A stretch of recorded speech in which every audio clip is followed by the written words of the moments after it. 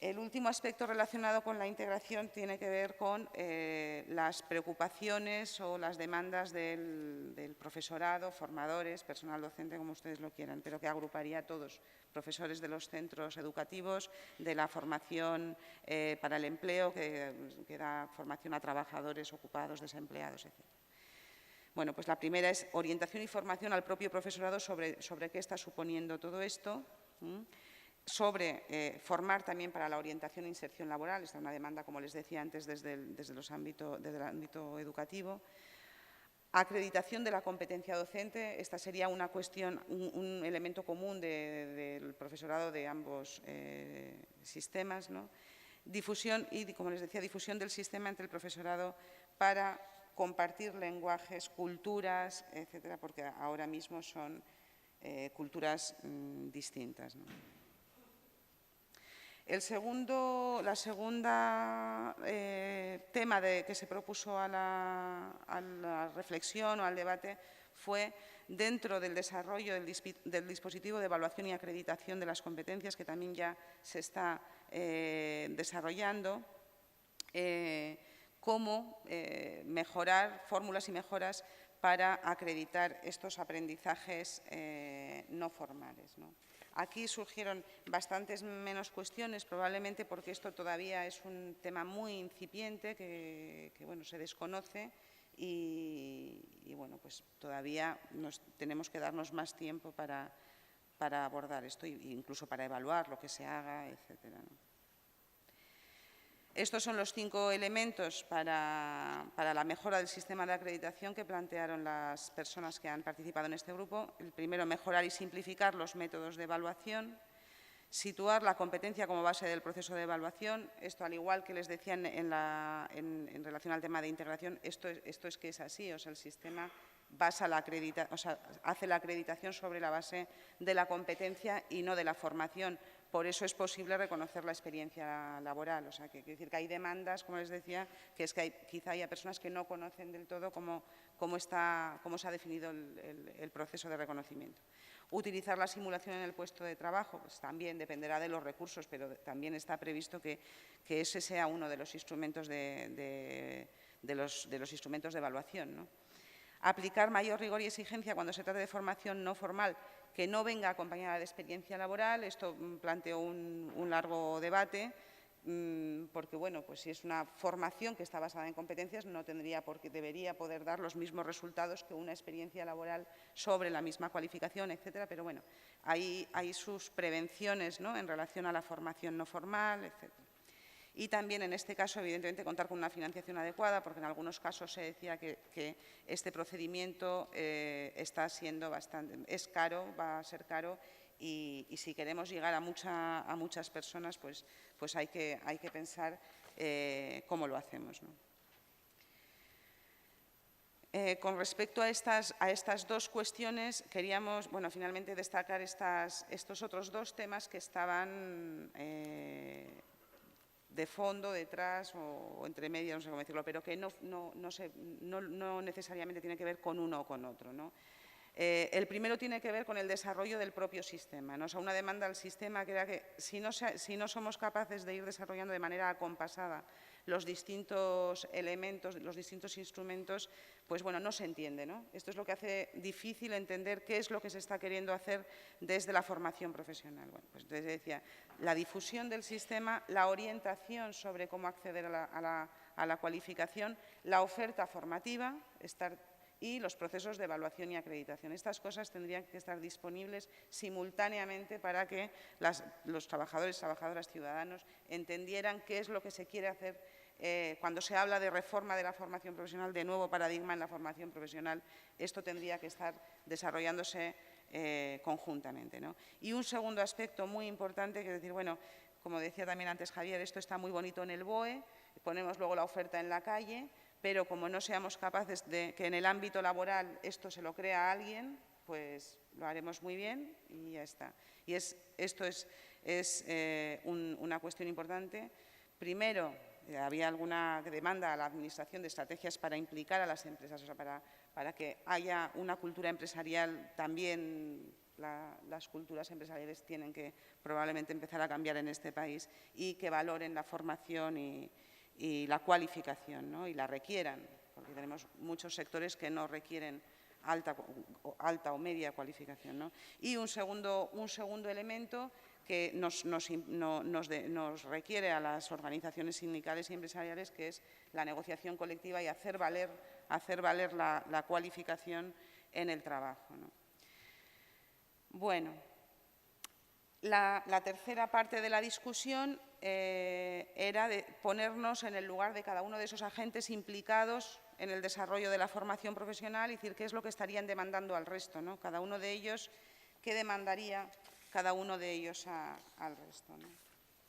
Si somos administración pública, pues desde el punto de vista de la administración pública parece que se demandaría un compromiso y participación, un mayor compromiso y participación de las organizaciones empresariales y de las propias empresas, ¿no? En el sentido que les decía antes, ¿no?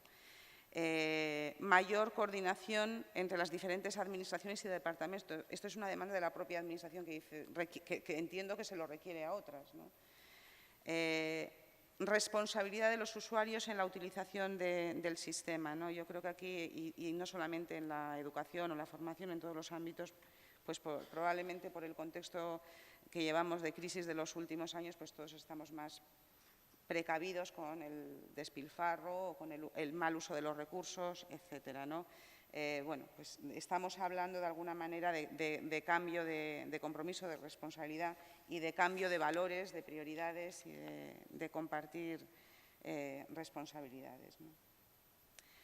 Desde el punto de vista del profesorado, formadores, personal docente, ¿qué es lo que demandarían? Pues reconocimiento, lo mismo que me parece que la compañera anterior también hablaba de los profesionales de la orientación, ¿no? El tema del reconocimiento, todos necesitamos, ¿no?, tener de alguna manera la sensación de que nuestro trabajo es útil socialmente y de que tiene sentido, aporta valor, etcétera, ¿no? Pues bueno, social, profesional y económico, no solamente económico. En esto se insistía bastante, ¿no? Importancia de la formación inicial y continua, ¿no? Así como la información, esto también como lo habíamos señalado en el apartado anterior. Medios y recursos suficientes y una distribución adecuada de las cargas de trabajo, ¿no? Aquí había una demanda de racionalización de formas de trabajo, pero no solamente al interior de los centros, sino también con la orientación, con otros recursos del sistema, ¿no? Igual este cuarto punto tiene que ver con el reconocimiento, porque se pide un mayor feedback y una mayor participación en las estrategias y procesos de mejora, ¿no? Se está diciendo, nosotros tenemos la experiencia a pie de calle y estamos teniendo muchos problemas, algunos tienen que ver con los recursos, otros tienen que ver con el diseño de la gestión de los servicios, otros tienen que ver con políticas que se han definido hacia colectivos que no tienen sentido, etcétera. O sea, hay cuestiones muy interesantes y que realmente quien conoce qué es lo que funciona o no funciona, pues muchas veces son los profesionales, evidentemente, que ponen en práctica las decisiones políticas, ¿no?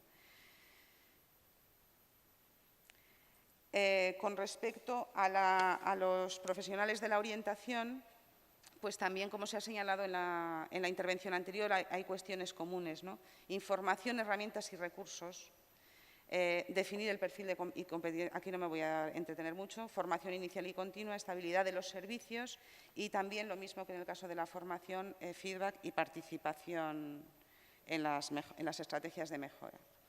Con respecto a las empresas, ¿qué es lo que le demandarían? Flexibilidad y rapidez, o sea, esto es una cosa complicada, ¿no?, pero que se responda a sus demandas, un plan de información y de divulgación de mayor potencia sobre todas las posibilidades del sistema, mayor capacidad de influencia con respecto a las respuestas a sus necesidades y mayor concreción y clarificación sobre el posible uso de los recursos en la formación para el empleo, de lo que disponen las propias empresas para hacer formación acreditable. Esto a mí me pareció interesantísimo y si hay, desde luego, demanda de organizaciones para que esto se haga rápido, cuanto antes mejor.